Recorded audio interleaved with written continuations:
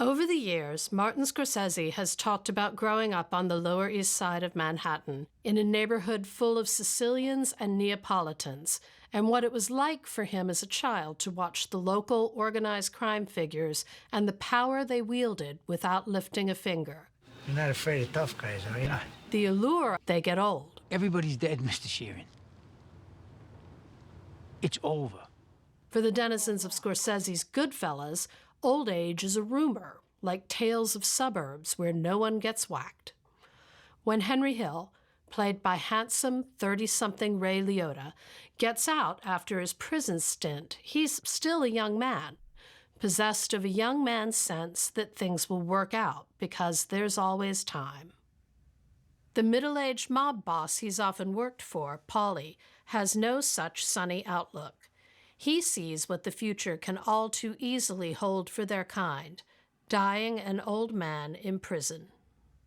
Defined here by the choices he's made and the sins he's committed. Sinful and sorrowful. Sinful and sorrowful. If Scorsese is fixed in the minds of at least part of the public as the bard of American gangsters, it's because of the unforgettable brilliance of his movies about that life, not because he's made a lot of them. In fact, of his 25 narrative feature films, only 4 are strictly focused on the Italian-American mafia. Mean Streets from 1973, Goodfellas from 1990, Casino from '95, and the most recent, The Goodfellas, by way of contrast, concerns gangsters who proudly neither know nor care about politics. It's irrelevant to their lives, as are most other aspects of homespun, law-abiding American citizens, living like schnooks, as Henry Hill puts it, by the time he delivers the film's closing lament from witness protection. Goodfellas and Casino employ brash techniques that mirror the audacity of their characters. Take the Steadicam tracking shots in Goodfellas, the most famous being the one that descends into the kitchen and winds through every secret part of the Copacabana nightclub, until it ends deliciously on Henny Youngman telling his favorite joke, "Take my wife."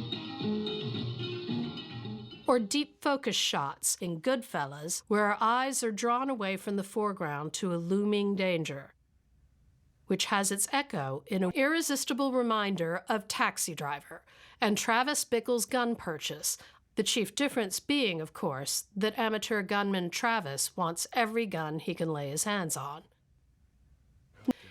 Even Frank's side of the conversation, as the camera stays on his face, is barely audible. By the end, Frank has closed his eyes in a classic body language signal of denial. If you need anything, I'm here for you. Anything. From East. Frank's reckoning with the choice he made years ago on the road to a wedding is revealed in the simplest of shots and quietest of scenes, as a confession the young man doesn't even understand. What kind of a man?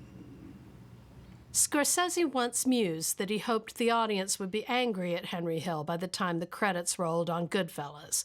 Like kids, Scorsese said, who grow up and realize what the former rulers of the neighborhood had really done. The